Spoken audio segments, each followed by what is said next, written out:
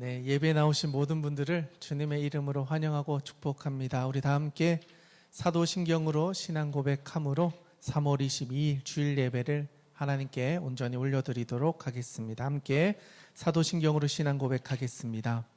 나는 전능하신 아버지 하나님 천지의 창조주를 믿습니다. 나는 그의 유일하신 아들 우리 주 예수 그리스도를 믿습니다. 그는 성령으로 잉태되어 동정녀 마리아에게서 나시고 본디오 빌라도에게 고난을 받아 십자가에 못 박혀 죽으시고 장사된 지 사흘 만에 죽은 자 가운데서 다시 살아나셨으며 하늘에 오르시어 전능하신 아버지 하나님 우편에 앉아 계시다가 거기로부터 살아있는 자와 죽은 자를 심판하러 오십니다. 나는 성령을 믿으며 거룩한 공교회와 성도의 교제와 죄를 용서받는 것과 몸의 부활과 영생을 믿습니다. 아멘. 우리 다 함께 보혈을 지나 함께 찬양하며 나가도록 하겠습니다.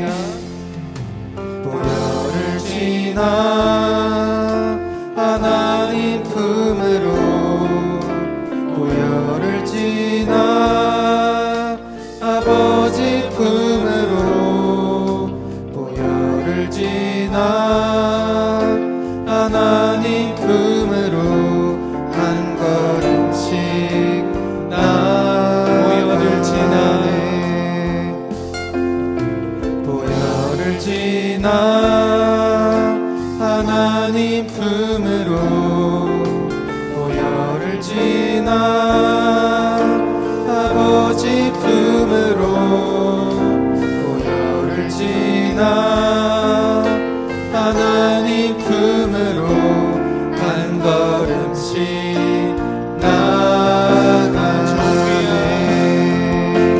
존귀한 주 보혈이 내 영을 새롭게 하시네. 존귀한 주 보혈이 내 영을 새롭게 하네. 아멘. 주님의 보혈을 건너가는 저와 여러분 되기를 원합니다. 이 시간 다시 한번 찬양하며 나아가는데요, 주 안에 있는 나에게 우리 같이 한번 찬양하도록 하겠습니다. 주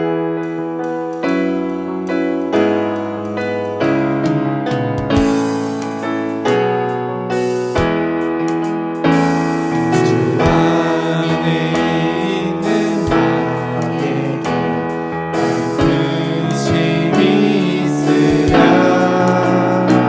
십자가 밑에 나아가 내 짐을 풀어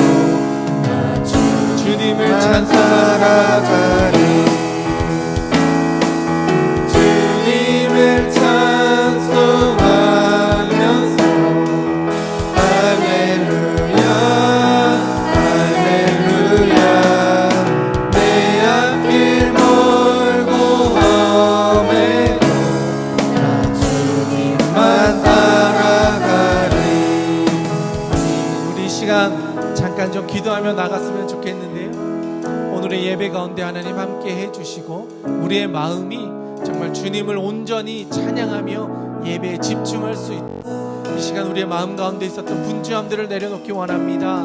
하나님께 집중하여 예배하고 주님 만나고 돌아가기를 원합니다. 하나님 이 시간 우리에게 말씀하여 주시옵소서. 우리 같이 한번 기도하며 나아갑니다. 함께 기도합니다. 하나님 아버지, 오늘도 우리 가운데 함께하여 주시고 우리의 마음 가운데 주님을 온전히 찾을 수 있는 힘을 허락하여 주시옵소서.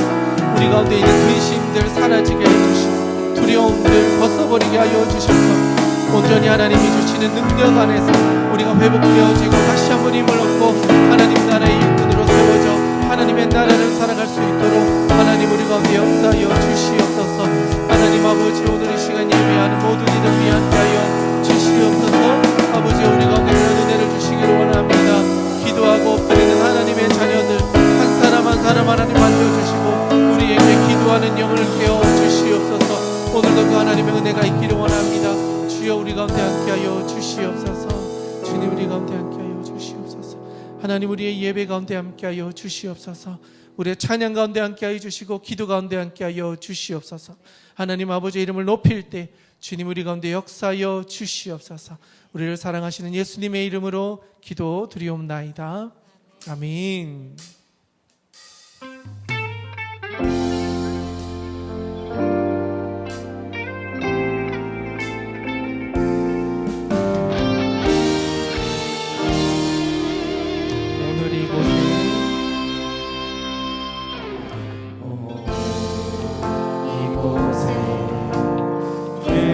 성령님 우리에게 말씀하시고 우릴 가르치소서.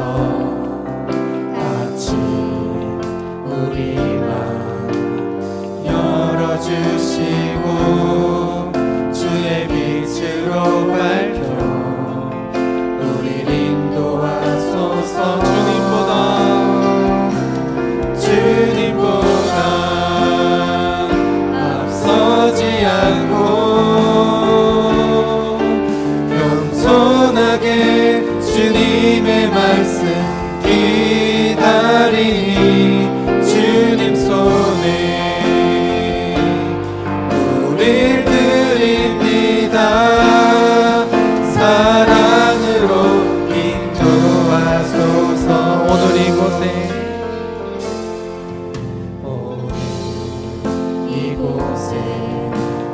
계신 성령님 우리에게 말씀하시고 우릴 가르치소서.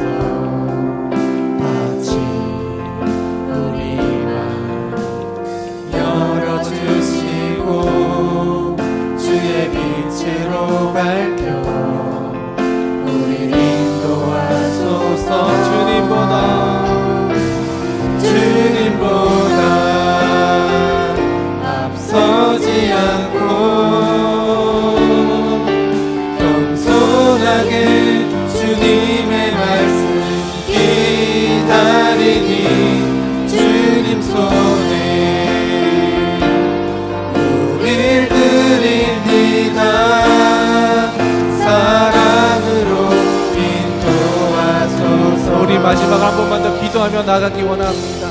이 시간 기도하며 나아갈 때 하나님 오늘 이 예배 가운데 함께하여 주셔서 서유진 목사님을 통하여 선포되는 말씀이 우리 귀에 들려지게 하여 주시고 그 말씀 붙잡고 나아갈 때에 하나님 한 주를 살아갈 수 있는 힘을 우리에게 공급하여 주시옵소서. 이 시간 집중하여 예배하며 주님을 찬양하고 고백하며 나아가오니 주님 오늘 이 시간 우리 가운데 함께하여 주시옵소서. 우리를 만나 주시옵소서. 우리 주님의 이름 한번 부르고 함께 기도하며 나가기 원합니다. 함께 기도합니다. 주여 하나님 아버지 오늘도 우리를 불러주시고 함께 예배하며 찬양하며 기도하며 주님 앞에 엎드리게 해주시니 감사드립니다. 하나님 분주했던 우리의 일상을 내려놓고 온전히 주님을 바라보기 원합니다. 하나님 아버지 이 시간 우리 가운데 함께하여 주시옵소서. 말씀하여 주시옵소서. 주여 우리 가운데 듣는 마음을 허락하여 주셔서 하나님의 말씀을 귀 기울여 들을 수 있게 하여 주시고 듣는 말씀을 가지고 한 주간 주와 함께 우리의 인생을 살아갈 수 있도록 주여 우리 가운데 역사하여 주시옵소서. 주님이 세워주신 한 사람 한 사람의 삶의 자리 하나님께서 세우신 줄 믿습니다. 우리 주야기교회 모든 성도들이 살아가는 삶의 자리가 예배의 자리가 되게 해주시고 주님과 동행하여서 하나님이 주시는 회복을 경험하는 그런 은혜의 자리가 되도록 우리의 삶의 자리를 붙잡아 주시옵소서. 말씀을 선포하시는 우리 서유준 목사님 하나님 함께해 주셔서 성령의 능력으로 하나님의 말씀을 선포케 하여 주시고 그 선포하는 말씀이 하나님의 자녀들의 귀에 들리고 마음판에 새겨져서 온전히 하나님으로 인하여 기뻐하며 돌아갈 수 있도록 주님 역사하여 주시옵소서. 오늘의 예배가 우리의 삶을 변화시키는 새로운 시작이 되게 하여 주시옵소서. 그런 예배를 위하여 기도하고 엎드리고 찬양하오니 주여 오늘 이 시간 우리 가운데 임재하여 주시옵소서. 그 하나님의 은혜를 우리 가운데 허락하여 주시옵소서. 하나님 아버지, 우리의 모든 것들을 내려놓고 주님께 나왔습니다. 주님 우리를 받아 주시옵소서. 긍휼히 여겨 주시옵소서. 수많은 죄와 세상 속에서 넘어지고 쓰러지고 상처투성이로 주님께 나왔사오니 주님 우리를 만나주시고 우리를 안아주시고 우리를 회복시켜 주시고 다시 살아갈 수 있는 힘을 우리에게 허락하여 주시옵소서. 한 주를 걸어가고 뛰어가고 주님과 함께 할 수 있도록 하나님 오늘 이 시간 우리 가운데 역사하여 주시옵소서.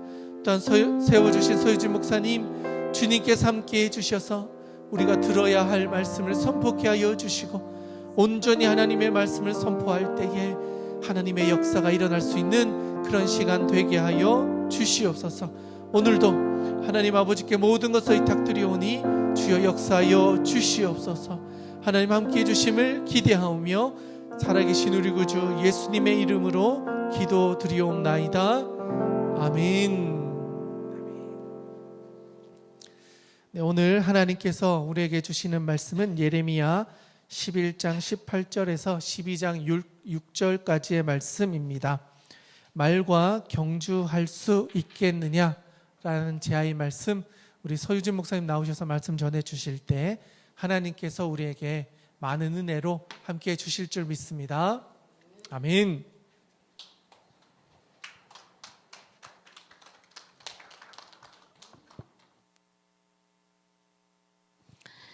네, 할렐루야, 반갑습니다. 우리 옆에 있는 분들과 함께 인사 나누겠습니다. 잘 오셨습니다. 우리 인사 나누겠습니다. 잘 오셨습니다. 잘 오셨습니다. 네, 오늘 하나님께서 우리에게 주시는 말씀은 예레미야 11장 18절에서 12장 6절까지의 말씀입니다. 저와 여러분이 교독하고 마지막 절은 함께 읽도록 하겠습니다. 예레미야 11장 18절에서 12장 6절까지의 말씀입니다. 제가 먼저 읽겠습니다. 여호와께서 내게 알게 하셨으므로 내가 그것을 알았나이다. 그때 주께서 그들의 행위를 내게 보이셨나이다. 나는 끌려서 도살당하러 가는 순한 어린 양과 같으므로 그들이 나를 해하려고 꾀하기를 우리가 그 나무와 열매를 함께 박멸하자. 그를 살아있는 자의 땅에서 끊어서 그의 이름이 다시 기억되지 못하게 하자 함을 내가 알지 못하였나이다. 공의로 판단하시며 사람의 마음을 감찰하시는 만군의 여호와여, 나의 원통함을 주께 아뢰었사오니 그들에게 대한 주의 보복을 내가 보리이다 하였더니 여호와께서 아나도 사람들에 대하여 이와 같이 말씀하시되 그들이 내 생명을 빼앗으려고 찾아 이르기를 너는 여호와의 이름으로 예언하지 말라. 두렵건대 우리 손에 죽을까 하노라 하도다. 그러므로 만군의 여호와께서 이와 같이 말씀하시니라. 보라, 내가 그들을 벌하리니 청년들은 칼에 죽으며 자녀들은 기근에 죽고 남은 자가 없으리라. 내가 아나도 사람에게 재앙을 내리리니 곧 그들을 벌할 해이니라. 여호와여, 내가 주와 변론할 때에는 주께서 의로우시니이다. 그러나 내가 주께 질문하옵나니 악한 자의 길이 형통하며 반역한 자가 다 평안함은 무슨 까닭이니까. 주께서 그들을 심으심으로 그들이 뿌리가 박히고 장성하여 열매를 맺었거늘 그들의 입은 주께 가까우나 그들의 마음은 머니이다. 여호와여 주께서 나를 아시고 나를 보시며 내 마음이 주를 향하여 어떠함을 감찰하시오니 양을 잡으려고 끌어낸과 같이 그들을 끌어내시되 죽일 날을 위하여 그들을 구별하옵소서. 언제까지 이 땅이 슬퍼하며 온 지방의 채소가 마르리이까. 짐승과 새끼도 멸절하게 되었사오니 이는 이 땅 주민이 약하여 스스로 말하기를 그가 우리의 나중일을 보지 못하리라 함이니이다. 만일 네가 보행자와 함께 달려도 피곤하면 어찌 능히 말과 경주하겠느냐. 내가 평안한 땅에서는 무사하려니와 요단강 물이 넘칠 때에는 어찌하겠느냐. 함께 읽겠습니다. 내 형제와 아버지의 집이라도 너를 속이며 내 뒤에서 크게 외치나니 그들이 내게 좋은 말을 할지라도 너는 믿지 말지니라. 아멘. 네, 제가 요즘에 그런 뭐 영화나 드라마 뭐 이런 것들을 좀 보다 보면은요, 이게 우리나라 드라마가 유독 그런 건가 싶었는데 별로 그렇진 않았고, 이제 뭐 국적을 막론하고 이 영화나 드라마들을 보면 대부분의 내용이 뭐냐면 복수예요, 복수. 네. 제가 왜 이렇게 영화 드라마에는 복수에 대한 얘기가 많을까? 이제 이런 걸 보다 보면은 결국에는 이제 사람들 안에 인간사에서 겪는 이 배신과 또 관계의 상함, 또 관계의 깨어짐, 이제 이런 것들을 이 복수극에서 해소를 시켜주는 거구나 이런 생각이 들더라고요. 그래서 예전에 이렇게 점만 찍고 나와서 나는 다른 사람이에요 하면서 이제 아내의 유혹 막 이런 드라마에서 막 노래가 나오면서 막 사람들이 거기서 막 희열을 느꼈잖아요. 점만 찍은 건데 말도 안 돼 하면서도 보는 이유가 내 안에 있는 그런 켜켜이 쌓여 있는 감정들을 그 드라마가 해소를 해주기 때문인 거죠. 그러니까 사람들이 그런 복수극, 배신, 암투 뭐 그런 드라마들을 이제 매우 좋아합니다. 제가 말씀드린 것처럼 우리의 삶에도 사실 드라마를 볼 것도 없이 우리의 삶에도 그런 일들은 사실 비일비재하죠. 우리가 사회생활을 해가고 직장생활을 해가고 우리가 살아가는 삶의 자리에서 그런 일들을 별로 겪고 싶진 않지만 그런 일들을 많이 겪곤 합니다. 여러분은 배신을 당해본 적이 있으십니까? 질문이 되게 도발적인가요? 여러분도 배신 당해보셨습니까? 믿었던 사람에게 배신을 당해보신 적이 있으십니까? 배신의 상처는요, 오랜 시간 하나님의 사람이 일어서지 못하게 하는 치명적인 공격이 됩니다. 사람을 믿지 못하게 되고요. 또 무엇보다 제일 이제 이게 안 좋은 결과인데 사명의 길을 포기하고 싶은 마음이 자꾸 들게 한다는 거예요. 그냥 다 때려치자, 그만두자 이런 마음이 들게 한다는 거죠. 제가 이 얘기를 왜 하냐면 오늘 본문에서 예레미야도 깊은 배신의 경험을 하게 됩니다. 그는 이런 일이 있을 거라고는 조금도 예상하지 못했습니다. 오늘 말씀 11장 18절을 보시면 여호와께서 내게 알게 하셨다라고 얘기를 하고 있거든요. 그러니까 이게 무슨 얘기예요? 예레미야는 이런 일이 있을 줄 추호도 생각하지 못했다라는 거예요. 그러면 예레미야를 배신했던 사람들이 누구인지를 아는 게 좀 중요한데요. 그 사람들이 누구인가 봤더니 21절을 보니까 단서가 나옵니다. 아나돗 사람들 이렇게 나오는데요.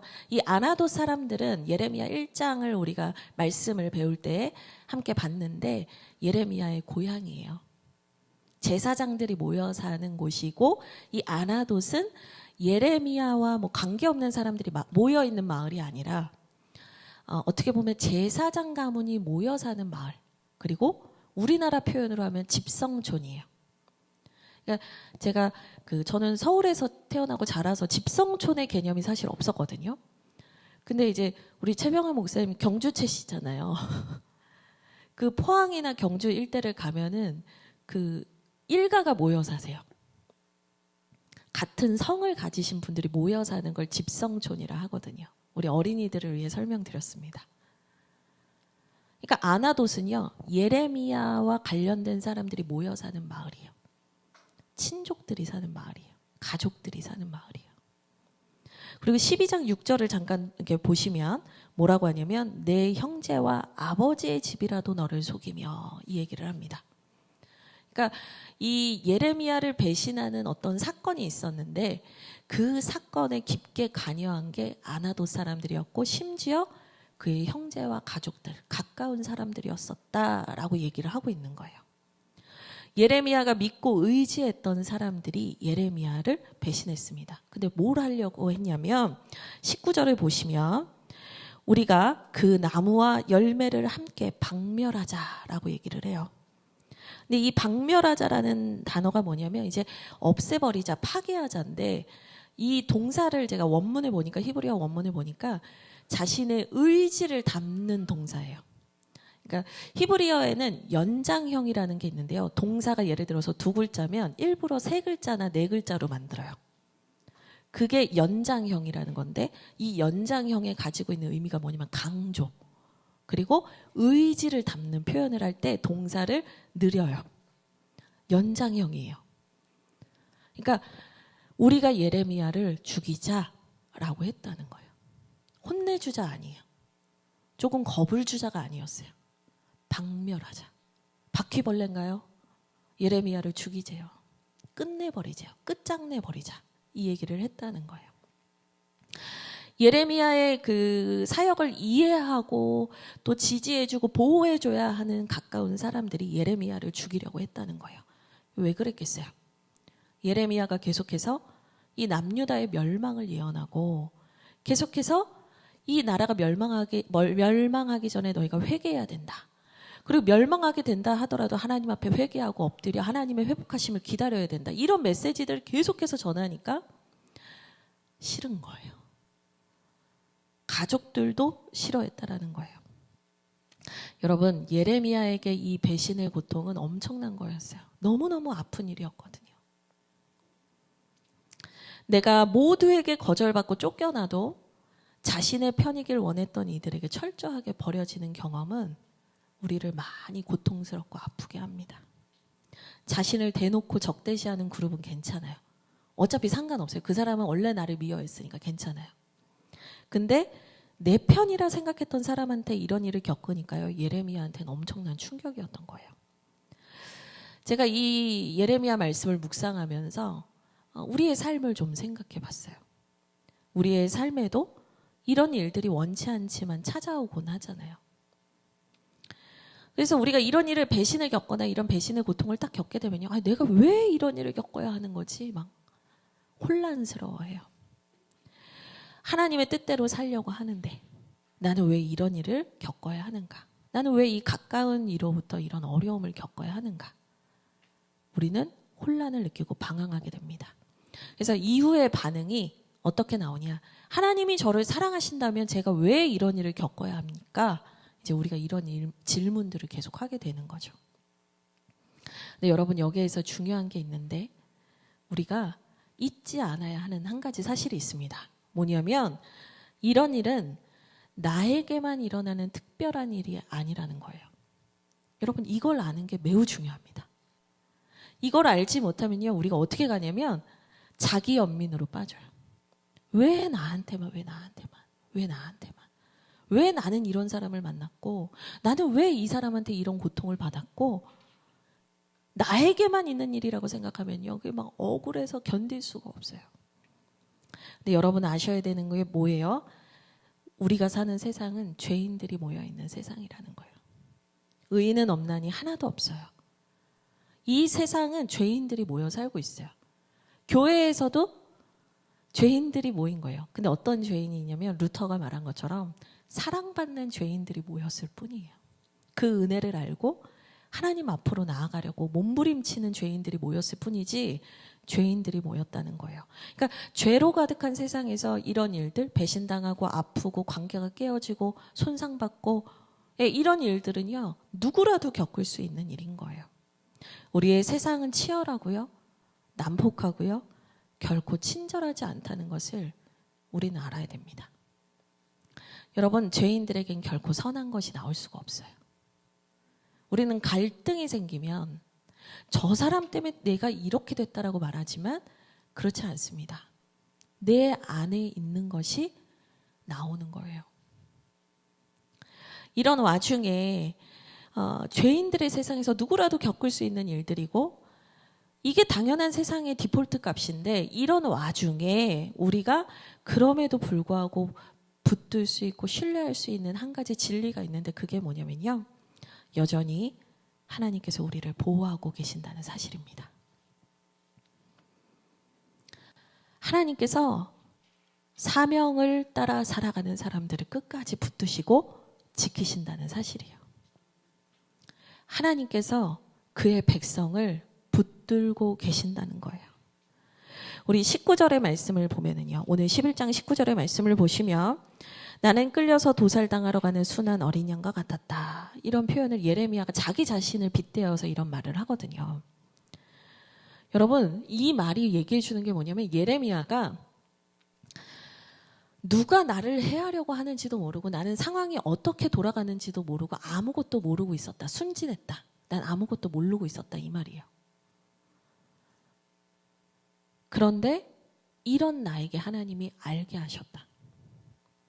하나님이 나를 지키시고 피할 길을 보여주시는 분이셨다라는 것을 고백하고 있는 겁니다.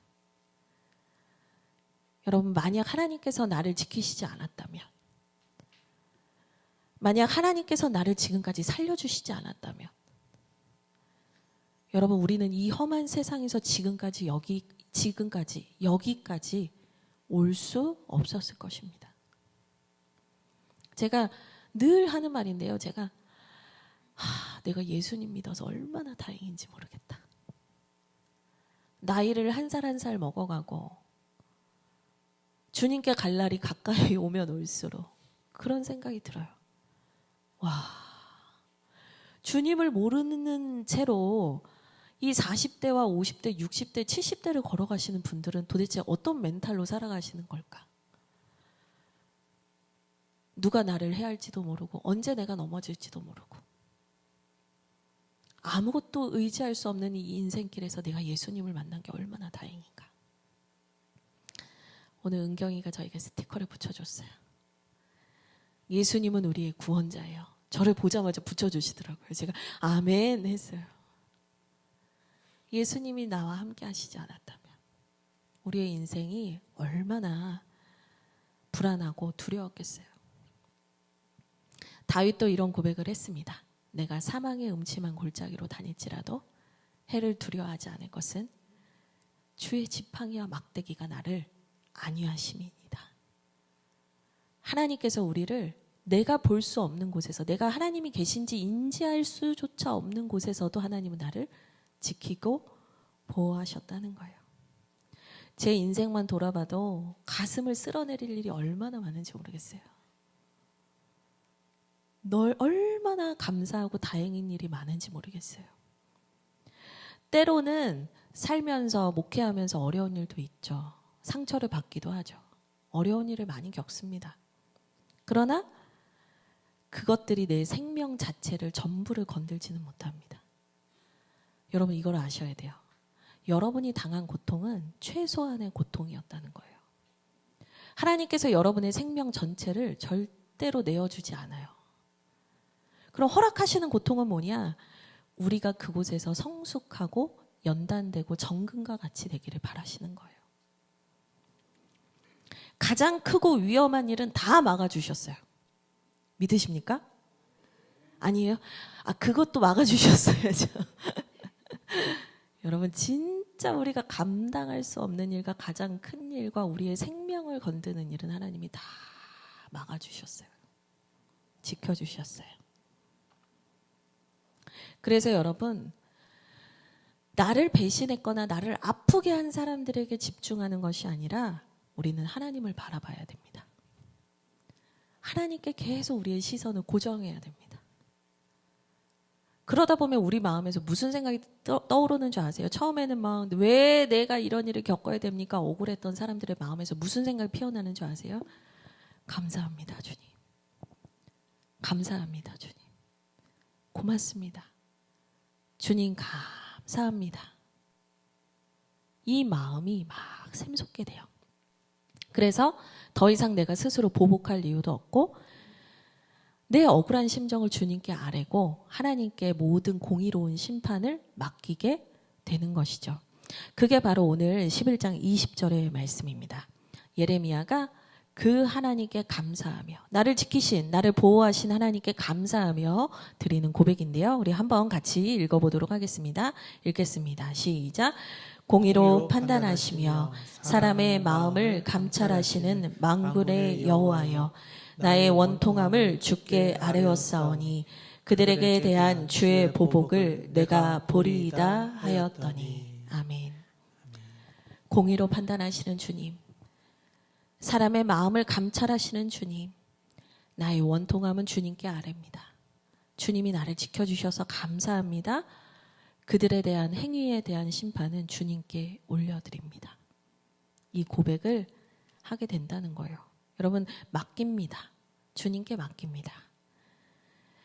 주님이 공의로우신 분입니다. 이 고백을 한다는 건요, 전적으로 신뢰한다는 거거든요.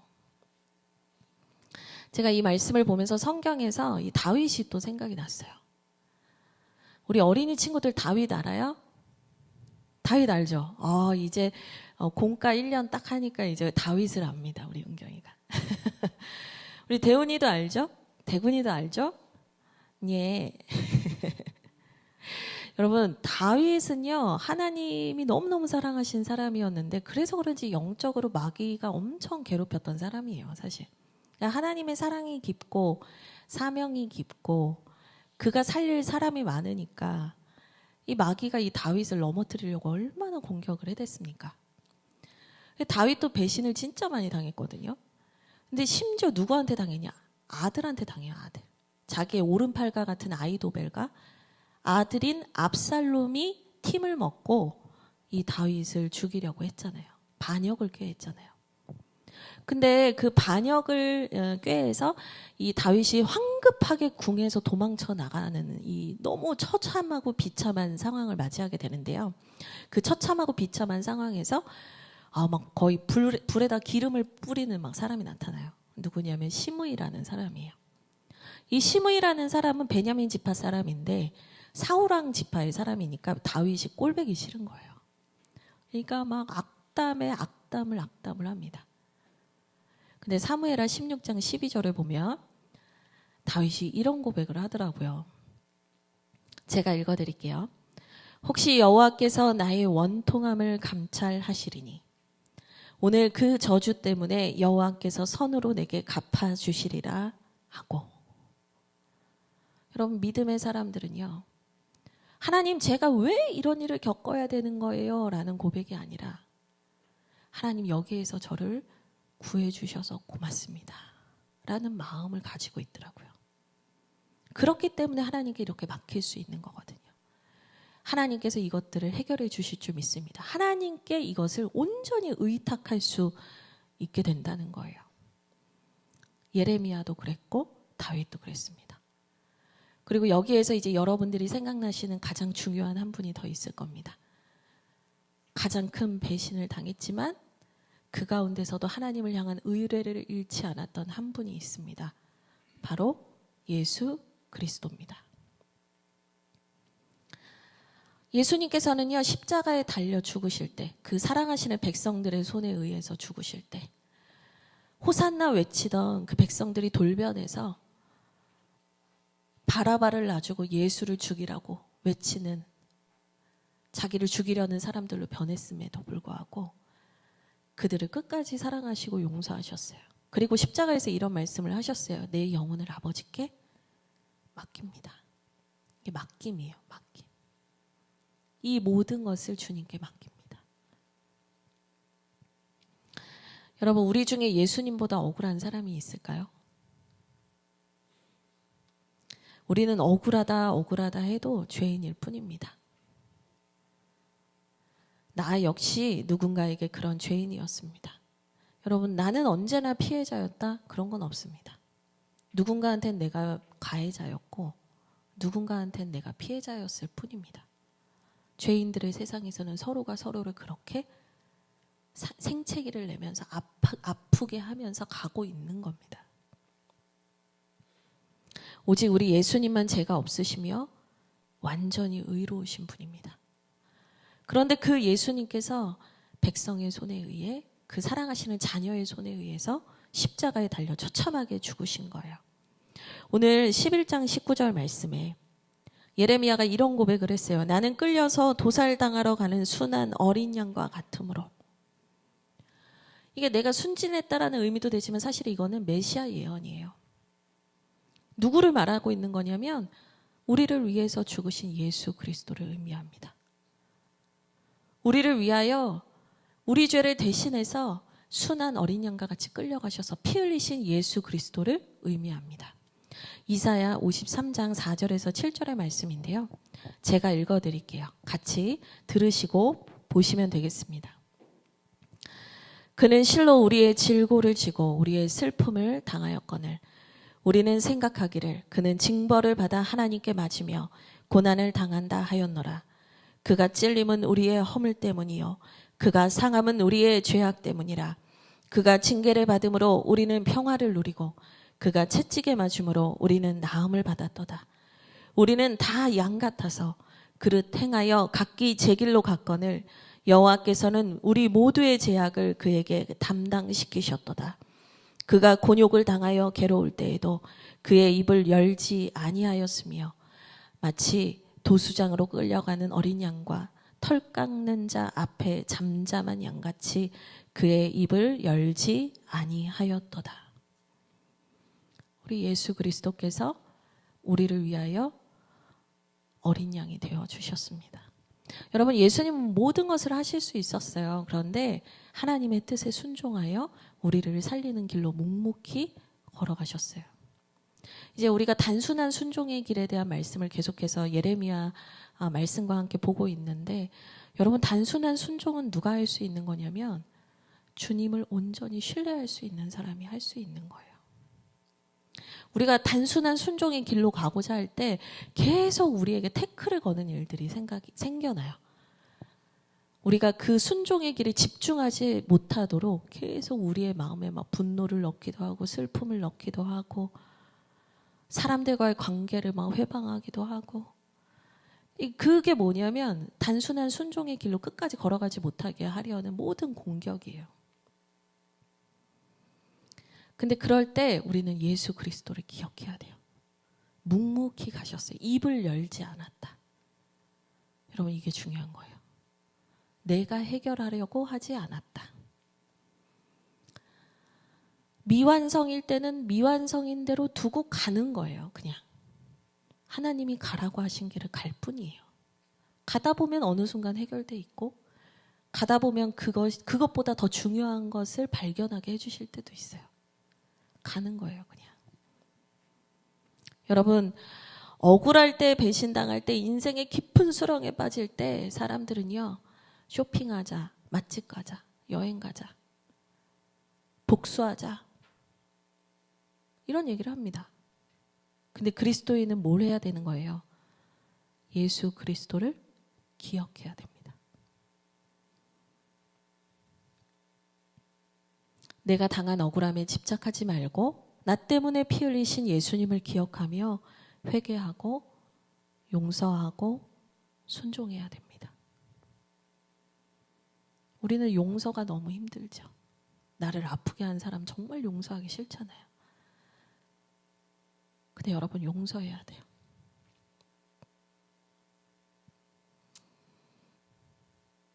감정이 온전히 용서하고 싶은 마음이 되지 않을 순간이라도 우리는 예수 그리스도의 이름으로 용서하며 떠나보냅니다. 이 기도를 할 수 있는 사람들이어야 돼요. 바라기는 사순절을 보내고 있는 우리가 배신과 원통함의 짐들을 십자가 밑에 다 풀어놓고요, 자유해지는 은혜가 있기를 주님의 이름으로 축복드립니다. 단순한 순종의 길로 갈 수 있는 그런 용기가 생기기를 주님의 이름으로 축복드립니다. 아멘. 이제 다시 본문으로 돌아와서요, 이제 예레미야와 이제 그 하나님의 대화가 11장에서 쭉 끝나고 나서 계속해서 대화를 이어가요. 이게 장으로는 나눠져 있는데 붙어 있는 거예요. 그리고 이걸 같이 봐야 하는 이유가 있어요. 본문을 여기서 끊었으면 참 좋았겠지만 제가 연결해서 넣은 이유가 있어요. 12장 1절입니다. 같이 한번 읽을까요? 같이 읽겠습니다. 시작. 여호와여 내가 주와 변론할 때에는 주께서 의로우시니이다. 그러나 내가 주께 질문하옵나니 악한 자의 길이 형통하며 반역한 자가 다 평안함은 무슨 까닭이니까. 이제 예레미야가 자신의 개인적인 어떤 배신 사건, 뭐 고통의 사건에 대한 답을 하나님 안에서 이제 찾고 나서요. 이제 여기에서 이제 질문이 확장되는 거예요. 개인적 사건에서 이제 벗어나서 어떤 질문을 하는 거냐면 여호와여 주께서 의로우십니다. 그러니까 주님이 공의로우신 분이라는 것을 저는 알고 있어요. 믿고 있어요. 그러니까 이제 맡겼겠죠. 모든 것을. 그러나가 붙어요. 이제 우리도 기도할 때 그러나가 많이 붙죠. 그런데 주님. 그러나 다음이 사실은 하고 싶은 얘기일 때가 많아요. 그러나 내가 주님께 질문하옵나니 악한 자의 길이 형통하며 반역한 자가, 그러니까 배신한 사람이 다 평안함은 무슨 까닭입니까? 악인의 형통의 문제에 대해서 묻는 거예요. 왜냐하면 예레미야가 지금 살아가고 있는 시대 자체가 그렇잖아요. 하나님께서 지금 계속 뭐라고 하는 거예요? 내가 너를 사랑했는데, 내가 너를 구원했는데, 이스라엘아, 남유다야, 네가 어찌 나를 떠날 수 있느냐? 여러분, 가장 큰 배신을 당한 게 하나님이셨잖아요. 그래서 예레미야가 그들을 향해서 하나님의 심판에 대해서 계속 얘기를 했는데, 여러분, 심판의 메시지는 계속 전하고 있는데 보이는 거는 아무것도 변하지 않아요. 그러니까 사람들이 어떻게 생각해요? 예레미야도 우습게 알고 예레미야도 죽이려고 한 거잖아요. 그러니까 예레미야도 순종하고 선포하고 이게 진짜인 건 알겠는데 도무지 그 하나님의 심판이 내 눈앞에 보이지 않으니, 사람들이 그 심판의 메시지를 받아들이지 않으니 답답하고 궁금한 거예요. 도대체 하나님 악인은 왜 형통한 겁니까? 근데 제가 가만히 이 말씀을 묵상하면서 앞뒤의 말씀을 보다 보니까요. 이 예레미야의 질문에 하나님은 이미 응답을 하셨더라고요. 말씀해 주셨더라고요. 그게 어디 나오냐? 예레미야 11장 16절에 나옵니다. 제가 읽어드릴게요. 여호와께서는 그의 이름을 일컬어 좋은 열매 맺는 아름다운 푸른 감람나무라 하였었으나 큰 소동 중에 그 위에 불을 피웠고 그 가지는 꺾였도다. 이런 말씀을 하신 거예요. 이게 뭘 설명해 주셨다는 거예요, 목사님? 이게요, 좋은 열매 맺는 아름다운 푸른 감람나무가 하나님의 백성을 의미해요. 우리 지금 사순절 말씀 로드 하면서 선지서들을 계속 보고 있는데 나무로 이제 백성들을 표현한다 말씀드렸잖아요. 그러니까 하나님께서 이 이스라엘 백성을 푸른 감람나무다, 아름답다, 좋은 열매 맺는 나무가 되기를 바라고 축복하면서 사랑하셨다라는 거예요. 근데 그들이 그렇게 되지 않았다는 거죠. 그렇게 살지 않았다는 거죠. 그러면서 하나님께서 11장 16절에서 무슨 얘기를 하냐면 그 가지는 꺾였다는 거예요. 꺾였다. 이 가지가 꺾였다라는 부분을 제가 동사를 보니까요, 완료 시제예요. 지금 심판이 완전히 온 게 아니거든요. 근데 하나님께서 이미 얘기를 하셨는데 뭐라고 하시냐면 얘네는 이미 꺾였다는 거예요. 쉽게 말하면 뭐냐? 살아있는 것처럼 보이는데 죽었다는 거예요. 꺾인 직후에는요, 살아있는 것처럼 보여요. 계속 생명력을 가지고 있는 것처럼 보여요. 그런데 여러분, 꺾인 가지는 뭐예요? 죽은 거예요. 살아있는 것처럼 보이지만 죽은 거란 말이에요. 이 예레미야는 답답했어요. 하나님께서 그렇게 심판하신다 말씀하셨고 하나님께서 이 모든 것을 공의로 재판하신다고 하셨는데 왜 여전히 사람들은 형통한 거예요? 왜 악인들이 더 잘 사는 거예요? 그랬는데 하나님이 이미 해주신 말씀이 뭐였다고요? 걔네는 꺾인 가지라니까. 이 얘기인 거예요. 여러분, 제가 그림을 하나 준비했거든요. 이 그림을 보시면 여러분이 더 이해가 되실 거예요. 제가 챗GPT 씨에게 부탁했어요. 레몬도 넣어주고.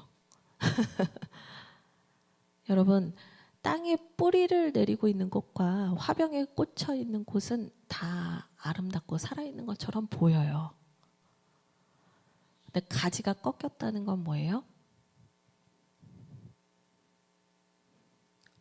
밑이 없는 거예요, 뿌리가. 살아있는 것처럼 보이죠, 당분간은. 근데 예쁘게 죽어갈 뿐이죠. 죽은 거예요. 하나님께서 말씀하시는 게 뭐냐? 네가 말하는 그 악인의 형통은 이미 꺾인 가지라는 거예요. 근데 너는 이파리만 보면서 그들이 여전히 번성하고 있다라고 얘기를 한다는 거예요. 꺾인 가지라는 거예요. 살아있는 것 같지만 살아있지 않고 하나님이 그것에 대해서 간과하시지 않는다라는 얘기를 하는 거예요.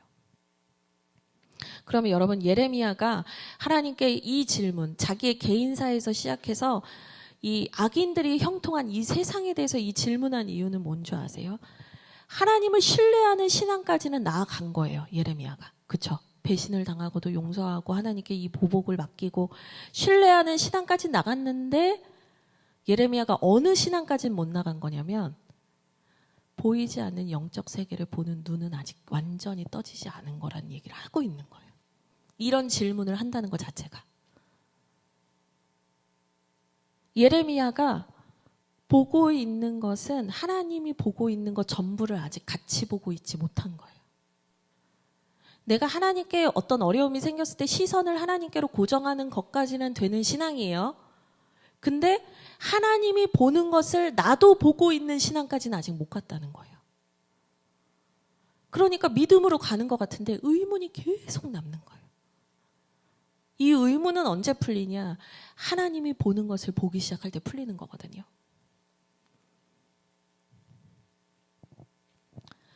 우리도 그럴 때가 너무 많잖아요. 하나님 의뢰합니다. 내가 보복하면 안 되지. 여기까지 알아요. 하나님 신뢰합니다.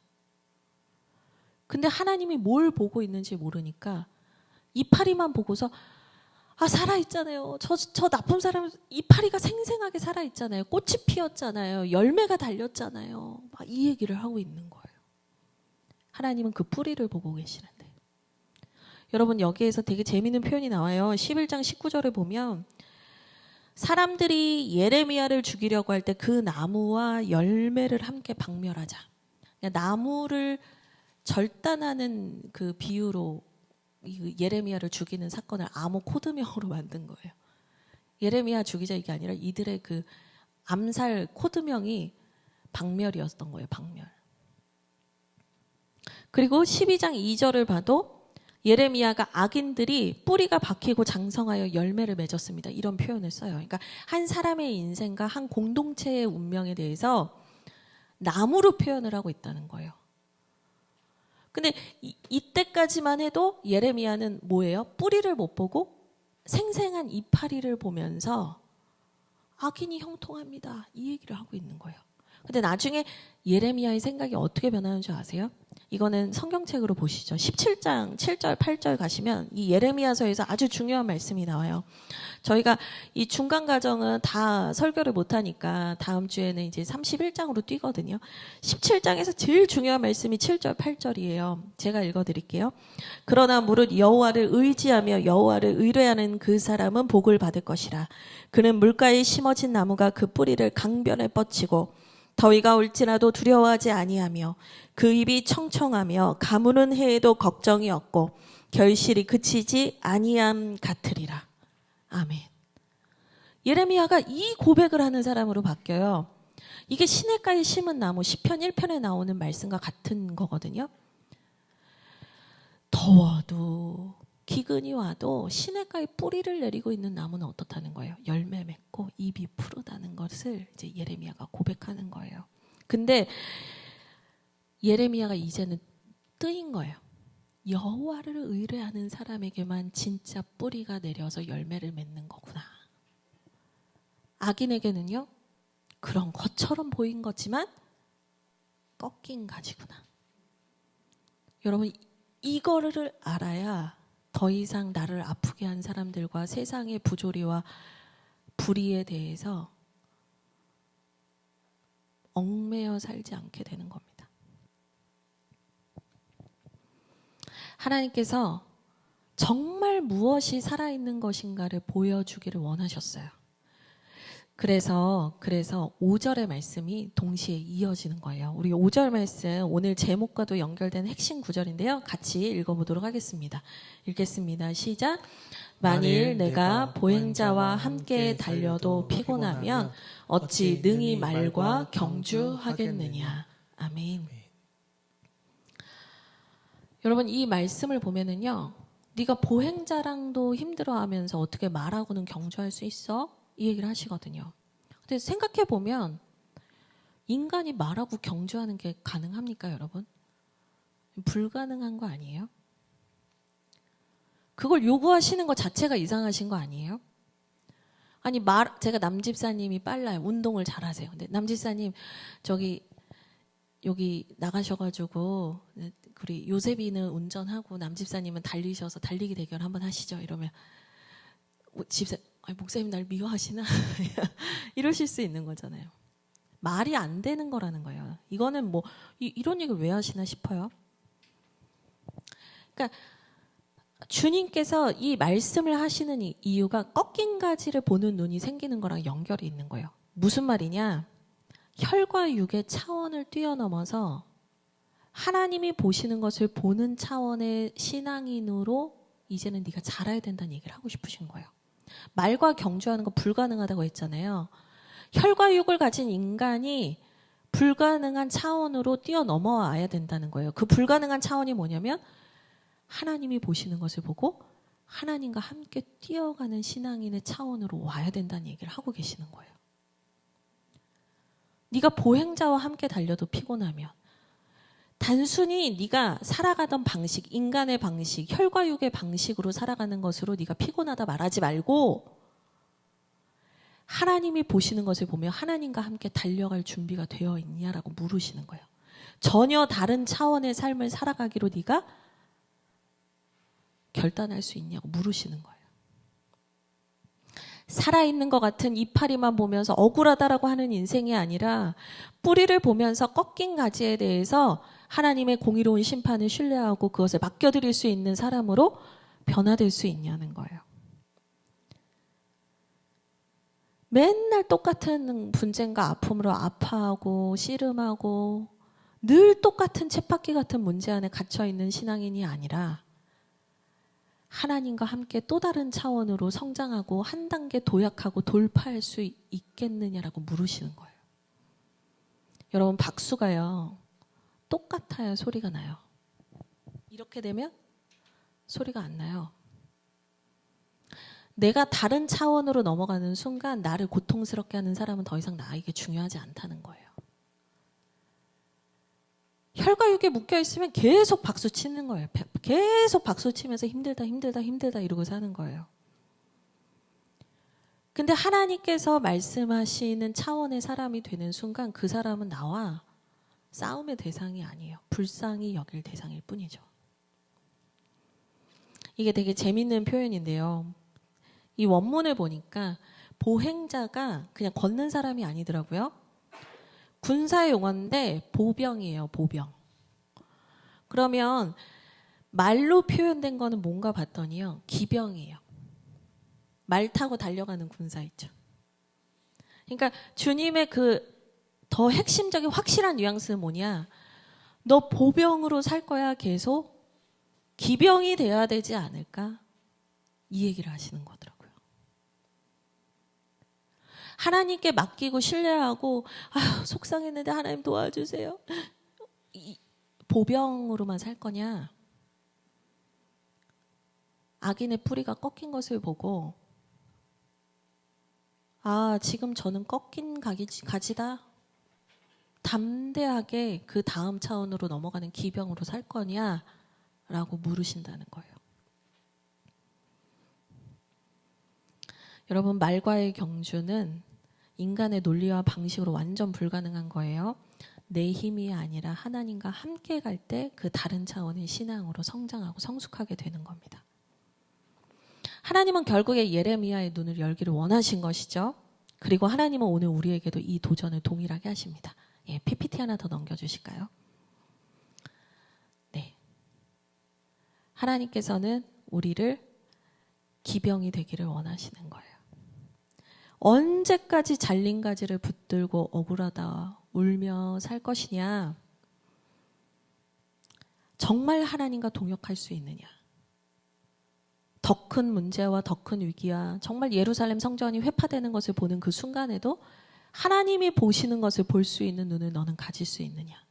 그래서 예레미야가 나중에 예레미야 성전이 자기 눈앞에서 다 무너지는 걸 보면서도 70년 후에 하나님의 회복에 대해서 선포할 수 있는 사람으로 자라게 된 거예요.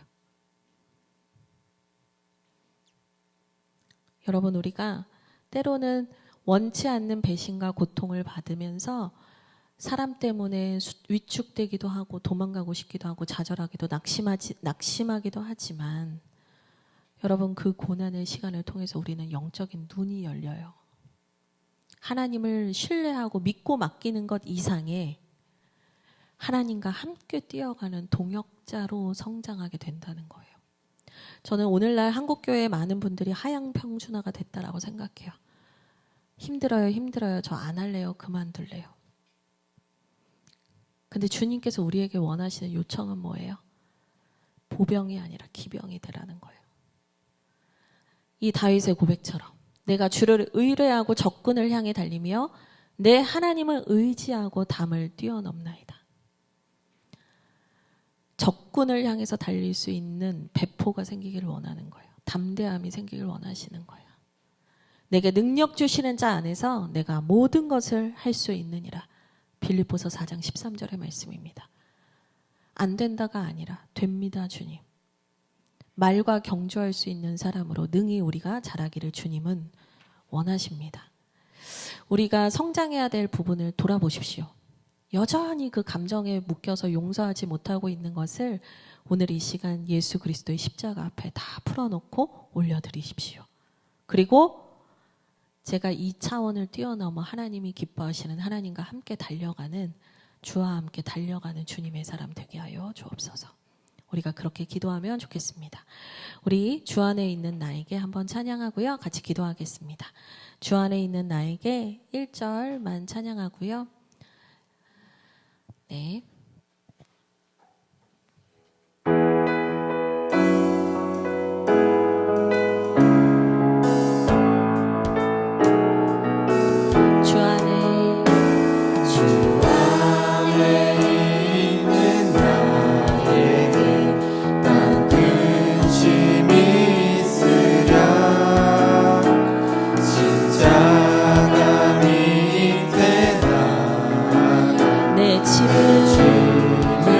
풀어버리기 원합니다. 주님을 찬송하면서 할렐루야 할렐루야 내 앞길 멀고 험해도 나 주님만 주님을 찬송하면서 주님을 찬송하면서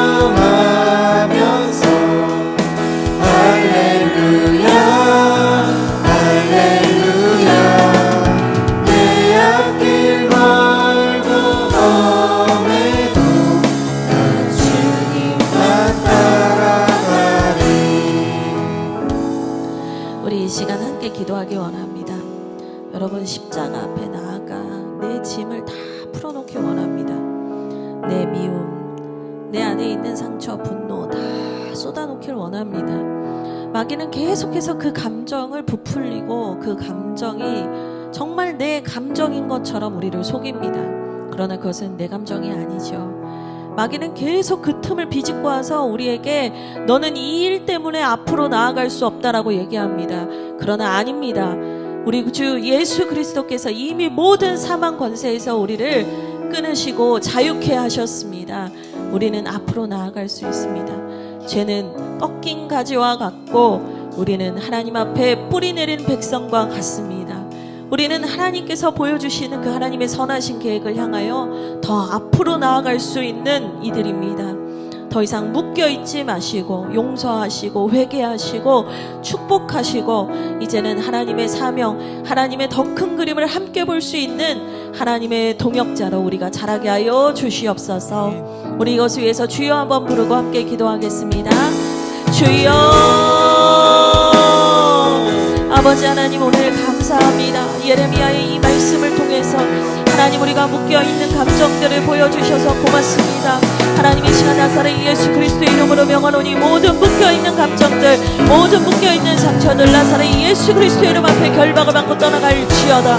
아버지 하나님 우리를 자유케 하시는 그 예수의 십자가를 붙들고 나아가게 하여 주시옵소서. 아버지 하나님 그 상처가 떠오를 때마다, 아버지 그 상처가 우리를 속이려고 할 때마다 아버지 하나님 그것에 속지 아니하게 하여 주시옵소서. 모든 이간질의 영과 분열의 영은 나사렛 예수 그리스도의 이름으로 떠나갈지어다. 아버지 하나님 우리를 정결하게 하시고 하나님의 군대 삼아주시고 하나님과 함께 동역할 수 있고 하나님 나라의 꿈을 꾸며 끝까지 단순한 순종으로 아버지 하나님의 나라의 그 길을 걸어갈 수 있는 사람이 되게 하여 주시옵소서. 아버지 하나님 우리가 진정 바라봐야 하는 것을 보게 하여 주시옵소서. 아버지 하나님 내 눈에 보이는 그것만 바라보는 것이 아니라 하나님이 바라보시는 것을 보게 하시고 하나님의 등에 엎여 아버지 말과 경주하는 자로 하나님 우리를 세워 주시옵소서. 하나님 감사합니다. 하나님 오늘 말씀을 통해서 우리가 진정 끊어내고 벗어나야 하는 것이 무엇인지 알려주셔서 고맙습니다. 아버지 또한 우리가 이제는 영적인 눈이 열리기를 원합니다. 하나님이 보는 것을 함께 보기를 원합니다. 아버지 내 상처에 넘어져서 또 나는 갈 수 없다라고 말하는 것이 아니라 아버지 하나님 제가 이제 이것을 돌파하겠습니다. 이제는 이것을 뛰어넘겠습니다. 하나님과 함께 뛰어넘겠습니다. 다른 차원으로 넘어가겠습니다. 하나님이 기뻐하시는 길로 가겠습니다. 단순한 순종의 삶을 기뻐하며 가겠습니다. 하나님 결단하고 하나님 앞에 엎드려 기도하는 주하길의 모든 성도님들 되게 하여 주옵소서. 예수 그리스도의 이름으로 기도합니다. 아멘. 우리 함께 우리 사랑의 나눔 찬양하며 봉헌하겠습니다.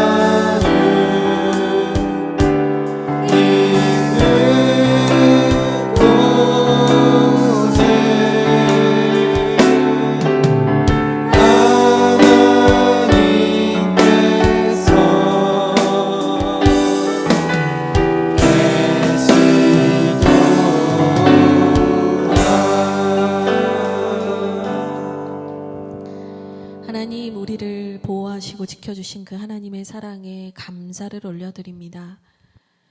우리를 위하여 죽기까지 피 흘리시며 우리를 붙들어 주시고 살려주시고 회복하신 우리 주 예수 그리스도의 사랑을 날마다 기억하는 인생이 되게 하여 주옵소서.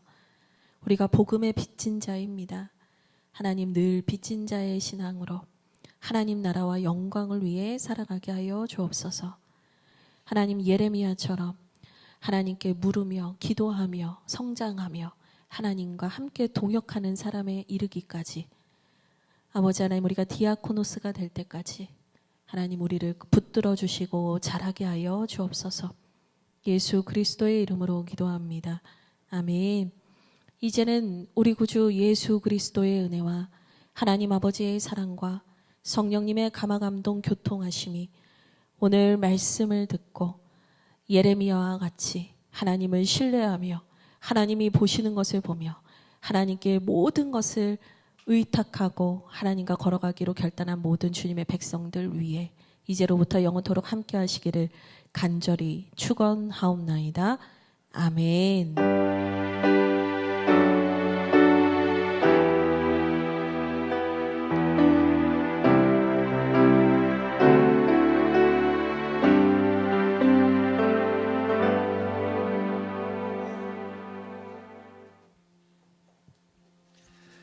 할렐루야. 네, 오늘 주신 말씀 잘 들으셨죠? 네, 우리 옆에 있는 분들과 한번 인사하면서 서로에게 축복했으면 좋겠는데요. 다른 차원으로 넘어갑시다. 다른 차원으로 넘어갑시다. 네, 지금까지 걸어왔던 여정을 이제 넘어서서 하나님께서 우리에게 주시는 큰 차원을 우리 같이 누리셨으면 좋겠습니다. 네, 몇 가지 광고 말씀드리겠습니다. 종료주일 29일 그리고 고난주간 30일에서 4월 4일 관련 광고인데요. 종료주일 29일에는요 11시 한걸음 예배, 한걸음 학교 모임 없이 온가족 예배로 같이 드립니다. 그리고 고난주간 성목요일 4월 2일에는 저녁 8시에 예배당에서 성찬과 말씀의 시간을 가집니다. 시간 되시는 분들은 오프라인으로 예배당에 오셔서 함께 해주시면 감사하겠습니다. 네, 사순절 말씀 로드 계속되고 있고요. 이제 얼마 남지 않았습니다. 2주 정도 남았으니까요. 끝까지 함께 해주셔서 말씀 로드를 통해서 주신 은혜를 여러분 모두가 함께 누리셨으면 좋겠습니다. 네, 더 이상 광고가 없는 것 같습니다. 이제 다 광고 전해드렸고요. 그 외의 내용들은 주보를 통해서 확인해 주시면 감사하겠습니다. 우리 다시 한번 다짐하고 오늘 예배 마치도록 하겠는데요. 우리 다 함께 한번 준비하도록 하겠습니다. 시작. 한 걸음 한 걸음 주와 함께. 네, 한 주간 승리하시고 다음 주에 뵙겠습니다. 수고 많으셨습니다.